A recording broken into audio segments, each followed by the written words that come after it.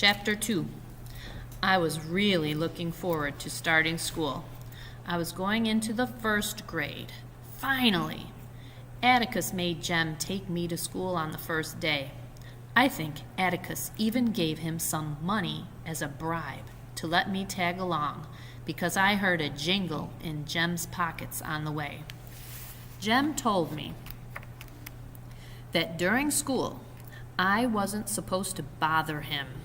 We couldn't play together because it would embarrass him since he was in 5th grade. My teacher's name was Miss Caroline Fisher. She was 21 years old and very pretty. She had bright auburn hair, pink cheeks, and wore crimson fingernail polish. Miss Caroline was from Winston County, which is in northern Alabama. She read us a story about cats on the first day. Cats had long conversations with one another. They wore cunning little clothes and lived in a warm house beneath a kitchen stove. By the time Mrs. Cat called the drugstore for an order of chocolate malted mice, the class was wriggling in their seats. They thought this story was too immature for them. My classmates and I were very mature in a way because even though they are young, they have had to chop cotton and feed hogs since they were very little. Miss Caroline Fisher found out that I could already read, and this upset her.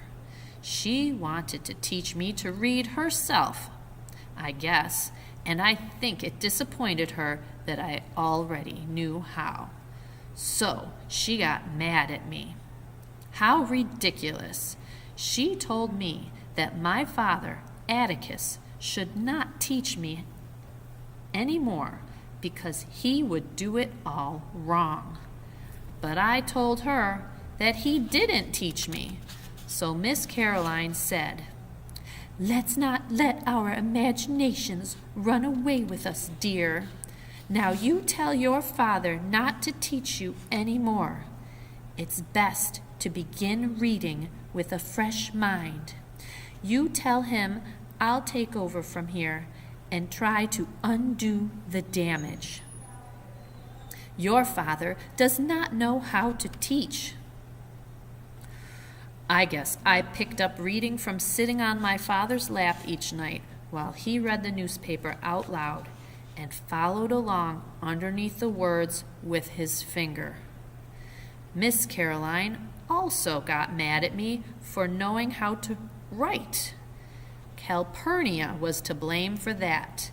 On rainy days, she would have me sit and copy out a chapter of the Bible.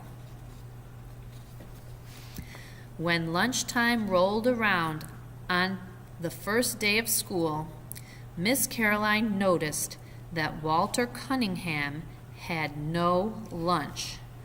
She tried to loan him a quarter to buy lunch, but he was very embarrassed and kept saying no.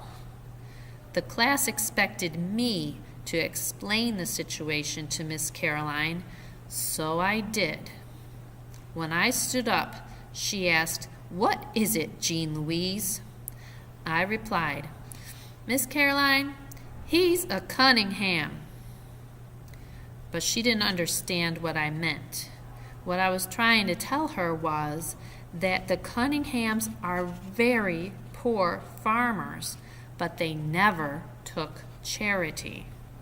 They never took anything that they couldn't pay back. And since Walter couldn't pay Miss Caroline back, he wouldn't take her money.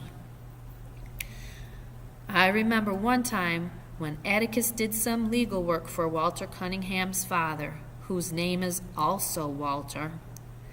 Mr. Cunningham paid my father back not with money, but with a load of wood and a sack of hickory nuts. Miss Caroline didn't understand me, though. She thought I was being rude and making jokes, so she told me to hold out my hand. I thought she was going to spit in my hand because in Maycomb, kids spit in each other's hands to seal a promise. But instead, she patted my hand 12 times with a ruler. All of the kids started laughing when they realized that Miss Caroline thought she was whipping me. Most kids were used to being really whipped if they got in trouble, not patted lightly with a ruler. She sent me to the corner until the bell rang for lunch. As I left, I saw Miss Caroline bury her head in her arms because she was having a hard first day. She doesn't understand